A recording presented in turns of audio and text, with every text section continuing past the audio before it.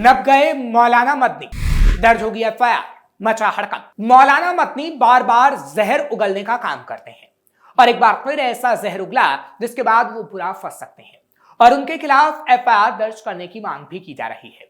हालांकि ये कोई नई बात नहीं, इससे पहले भी मौलाना पर एफआईआर दर्ज की मांग की गई, साथ ही साथ गिरफ्तारी की मांग भी हो चुकी है। लेकिन इस बार मौलाना ने कौन सा बवाल काटा और अब कैसे चलेगा उन पर योगी का डंडा, आज आपको पूरी डिटेल देंगे। नमस्कार, कैपिटल टीवी की स्पेशल स्टोरी में आपका बहुत बहुत स्वागत है। मैं हूं आपके साथ हर्ष भारद्वाज।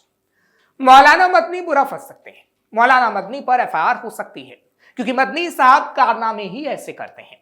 हालांकि आज का पूरा कारनामा आपको बताएंगे और उनका पूरा कच्चा चिट्ठा भी खोलेंगे। दरअसल नई दिल्ली में आयोजित जमीयत उलमाए हिंद की कार्यकारी समिति की बैठक में देश की मौजूदा परिस्थितियों को लेकर कई महत्वपूर्ण प्रस्ताव पारित किए गए। संगठन ने कहा कि देश में बढ़ते घृणास्पद भाषण, धार्मिक ध्रुवीकरण और सांप्रदायिक तनाव पर चिंता जताते हुए हम ऐसा कह रहे हैं। लेकिन सवाल है कि मदनी साहब को आखिर कौन सी घृणा दिख रही है। सवाल यह है कि आखिर ये क्या समझाना चाहते हैं। प्रस्ताव पारित किया जाता है, जहरीले बोल बोले जाते हैं। सवाल यह है कि आखिर मदनी साहब जहरीले बोल बार बार क्यों बोलते हैं। एक एक करके आपको सभी सवालों का जवाब देंगे, लेकिन उससे पहले आपको बता दें कि बैठक की अध्यक्षता जमीयत उलमाए हिंद के राष्ट्रीय अध्यक्ष मौलाना महमूद मदनी की तरफ से ही की गई थी, जिसके बाद ये तमाम जहरीले बोल बोले गए और कई प्रस्ताव भी पारित किए गए। अल्पसंख्यकों की पहचान और संस्थान निशाने पर दरअसल जमीयत उलमाए हिंद की कार्यकारी समिति ने आरोप लगाया कि देश में अल्पसंख्यकों की धार्मिक पहचान उनके शैक्षणिक और धार्मिक संस्थानों, मस्जिदों, मदरसों और कब्रिस्तानों को लगातार निशाना बनाया जा रहा है। इससे समुदाय विशेष में असुरक्षा और भय का माहौल पैदा हो रहा है।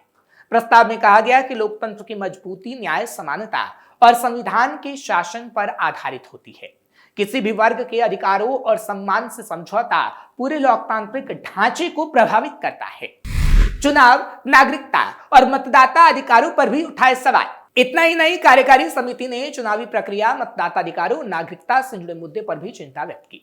संगठन ने कहा कि इस विषयों पर पारदर्शिता और निष्पक्षता सुनिश्चित की जानी चाहिए ताकि लोकतांत्रिक संस्थाओं में लोगों का विश्वास बना रहे। बैठक में युवाओं में बढ़ती बेरोजगारी, किसानों की समस्याएं, महंगाई, शिक्षा, स्वास्थ्य जैसे मूल मुद्दों को प्राथमिकता देने की बात कही गई, लेकिन प्राथमिकता सिर्फ इतना दी गई कि बीजेपी मुसलमानों के साथ सही नहीं कर रही। प्राथमिकता ये दी गई कि कैसे मुसलमानों को बताना है कि हम मुसलमानों की मसीहा हैं। प्राथमिकता ये दी गई कि मुसलमानों को बताया जाए कि आगे आने वाले समय में आप बीजेपी को वोट मत करेगा। लोकतांत्रिक मूल्यों की रक्षा का आह्वान। और तो और जमीयत ने सभी राजनीतिक दलों, संसद सदस्यों, न्यायपालिका, मीडिया, बुद्धिजीवियों और नागरिक समाज से संविधान के मूल सिद्धांतों और राष्ट्रीय एकता की रक्षा के लिए सक्रिय भूमिका निभाने का आह्वान किया। संगठन ने कहा कि वह टकराव की राजनीति में विश्वास नहीं करता और लोकतांत्रिक और संवैधानिक दायरे में रहकर अपने अधिकारों की रक्षा के लिए प्रतिबद्ध है। लेकिन सवाल ये बनता है कि आखिर मदनी साहब को कौन से अधिकार चाहिए, जबकि ये लोकतंत्र है, हमारे देश में लोकतंत्र है और सभी को समान अधिकार मिलता है। घुसपैठ और जनसांख्यिकीय बदलाव के मुद्दे पर भी प्रस्ताव। इतना ही नहीं, एक अन्य प्रस्ताव में समिति ने विभिन्न राज्यों में अवैध घुसपैठ और जनसांख्यिकीय परिवर्तन के नाम पर चल रही गतिविधियों पर चिंता व्यक्त की। समिति का कहना था कि इस मुद्दे की आड़ में एक विशेष समुदाय के प्रति भय, संदेह और अविश्वास का वातावरण बनाया जा रहा है, यानी मुसलमानों के खिलाफ। प्रस्ताव में यह भी कहा गया कि सीमा सुरक्षा और नागरिकता कानूनों का पालन कराना सरकार की जिम्मेदारी है, लेकिन किसी भी नागरिक को धर्म, भाषा या वेशभूषा के आधार पर संदेह की नजर से देखना संविधान की भावना के अनुरूप नहीं है। हालांकि ये बातें बीजेपी के लिए ही कही जा रही थी, लेकिन ये कोई नई बात नहीं है कि मदनी ने ये सब बातें कही हों जिसका कोई आधार ही नहीं। हाल ही में हुआ बवाल तो आपको याद होगा, जब मदनी को लेकर चर्चा जोरों पर थी। मदनी ने सुप्रीम कोर्ट के बाबरी मस्जिद और 3 तलाक मामलों में फैसलों की आलोचना की थी और जिहाद और घर वापसी पर अपने विचार रखे थे, जिससे राजनीतिक माहौल बुरी तरह विभाजित हो गया था। जिसके बाद उनके बयानों की आलोचना कई मुसलमानों ने भी की थी और बीजेपी और कई संगठनों ने भी की थी।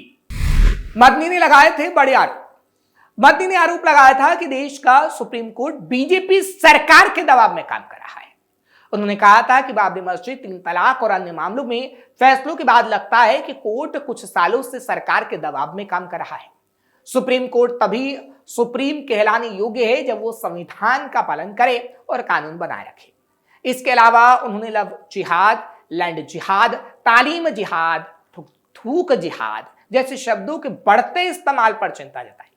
मदनी ने कहा था कि कुरान में जिहाद का मतलब हमेशा जुल्म और हिंसा को खत्म करना होता है। इस्लाम और मुसलमानों के दुश्मनों ने इसे लड़ाई और हिंसा के लिए इस्तेमाल करना शुरू कर दिया है। उन्होंने कहा था कि जब भी जुल्म होगा जिहाद होगा। धर्म परिवर्तन कानून और घर वापसी के संदर्भ में उन्होंने कहा था कि धर्म परिवर्तन कानून मौलिक अधिकारों का उल्लंघन कर रहा है, वहीं घर वापसी के तहत लोगों को किसी विशेष धर्म में बदलने की छूट है। इसके खिलाफ कोई कानूनी कार्रवाई नहीं होनी चाहिए। जिसके बाद बवाल मचा था क्योंकि मदनी ने जिहाद शब्द का इस्तेमाल किया था। हालांकि कुछ मौलानाओं ने मदनी के बयान की आलोचना भी की थी।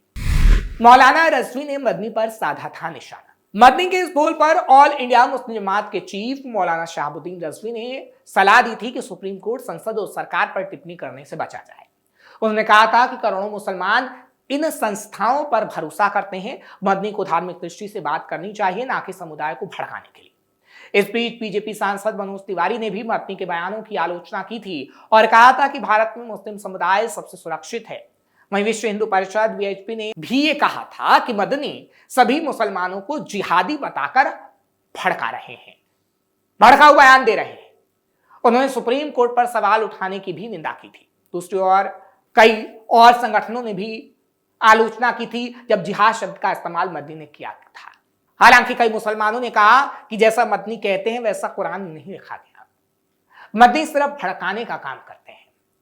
हालांकि ऐसा बीजेपी ने भी कहा, लेकिन मदनी आखिर बार बार ऐसे बयान क्यों देते हैं, अब वो आपको समझाते हैं और बताते हैं कि मदनी का आखिर पूरा मकसद क्या है। दरअसल मदनी को कहीं ना कहीं पीछे से, पर्दे के पीछे से विपक्षी पार्टी का सहारा मिल रहा है, ऐसा कहा जाता है। और 2027 में चुनाव नजदीक है और जैसे जैसे चुनाव नजदीक आ रहा है वैसे वैसे मदनी का विवाद एक बार फिर से चर्चा का विषय बना हुआ है। हालांकि मदनी के कई और विवाद निकलकर सामने आ सकते हैं क्योंकि मदनी खुद को मुसलमानों का मसीहा बताते हैं और मदनी आगे आने वाले समय में मुसलमानों को कांग्रेस या समाजवादी पार्टी को वोट देने को कह सकते हैं। कौन है मदनी? मौलाना महमूद मदनी जमीयत उलमाए हिंद यानी JUH के राष्ट्रीय अध्यक्ष हैं, जो देश के सबसे पुराने मुस्लिम संगठनों में से एक है। 1964 में जन्मे मदनी मौलाना सैयद हुसैन अहमद मदनी के पोते हैं, जो स्वतंत्रता आंदोलन के समय प्रमुख धर्मशास्त्री थे। उनके पिता मौलाना असद मदनी JUH में अहम भूमिका निभा चुके हैं और करीब 17 साल तक राज्यसभा में सेवा दी है। मदनी ने 1992 में दारुल उलूम देवबंद से इस्लामिक थियोलॉजी की पढ़ाई पूरी की थी। इसके बाद JUH में सक्रिय हुए और 2001 में संगठन के जनरल सेक्रेटरी बने। 2006 से 2012 तक वो राज्यसभा के सदस्य भी रहे। मदनी ने एंटी टेररिज्म कॉन्फ्रेंस आयोजित की थी। इंटरफेथ संवाद के लिए कई सद्भाव कार्यक्रम भी उन्होंने आयोजित किए हैं और कई ऐसे अंतर्राष्ट्रीय कार्यक्रम भी जिसमें मदनी ने तकरीरें दी हैं। मौलाना ने कब कब दिए नफरती बयान? अब आपको कई और भी नफरती बयान के बारे में बताते हैं। जिहाद शब्द का इस्तेमाल तो उन्होंने किया जिस पर बवाल मचा, वो हम आपको बता चुके हैं। फरवरी 2023 जब दिल्ली के रामलीला मैदान में मदनी ने एक बयान दिया था कि भारत किसी का बाप का देश नहीं है। यह बयान घर वापसी और RSS प्रमुख मोहन भागवत के भारत को हिंदू राष्ट्र कहने वाले बयान के जवाब में आया था, जिस पर राजनीतिक हलकों में काफी हंगामा हुआ था और मदनी के इस बयान पर काफी बवाल भी मचा था। दिसंबर 2019 की तारीख जब CAA और NRC का विरोध हो रहा था, नागरिकता संशोधन अधिनियम यानी CAA और राष्ट्रीय नागरिक रजिस्टर यानी NRC के खिलाफ देशव्यापी आंदोलन के दौरान मदनी ने सरकार की तीखी आलोचना की थी और अमित शाह के फैसलों पर सवाल उठाए थे। उन्होंने इन कानूनों को मुसलमानों के खिलाफ बताते हुए इनके संपूर्ण बहिष्कार का आह्वान किया था। एक तारीख और याद कीजिए, मार्च 2010 जब देवबंद में आतंकवाद विरोधी प्रस्ताव के बारे में मदनी बोल रहे थे। देवबंद के एक सम्मेलन में मदनी की अगुवाई में आतंकवाद की निंदा करने वाला प्रस्ताव पारित किया गया था, जिसमें इस्लाम और आतंकवाद को जोड़ने की कोशिशों का विरोध किया गया था। हालांकि उस प्रस्ताव की भाषा पर कई मुस्लिम संगठनों और उदारवादियों के बीच आंतरिक विवाद की स्थिति बन गई थी, यानी बवाल तब भी हुआ था। यानी ये कहा जा सकता है कि मदनी बार बार बवाल काटने की कोशिश करते हैं, लेकिन अब उनके खिलाफ FIR दर्ज करने की मांग हो रही है। हालांकि जो बयान हमने आपको बताए हैं, इस मामले में भी एफआईआर दर्ज करने की मांग भी हुई थी और सड़कों पर प्रदर्शन तक कई संगठनों और वीएचपी ने किया था। अब एक बार फिर जब उनका बयान सामने आया है और वो बता रहे हैं कि बीजेपी मुसलमानों को प्रताड़ित कर रही है, तो कई संगठन इस वक्त सड़कों पर उतरने को तैयार है। लेकिन अब आगे आने वाले समय में अगर मौलाना ने कई और भ्रम फैलाए तो चुनावी मौसम में कहीं ना कहीं उनकी गिरफ्तारी तक हो सकती है और एफआईआर दर्ज भी हो सकती है, जिसके बाद पुलिस तगड़ा एक्शन भी ले सकती है। इसलिए मदनी साहब को थोड़ा सोच समझ कर बोलना चाहिए कि जो बोलते हैं उसमें सिर्फ और सिर्फ 20% सच होता है, जबकि 80% झूठ, जिसका कच्चा चिट्ठा हम आपके सामने खोल चुके हैं। आपको ये खबर कैसी लगी कमेंट सेक्शन में जरूर बताएं। खबर को लाइक शेयर करें, कैपिटल टीवी को सब्सक्राइब करना मत भूलें।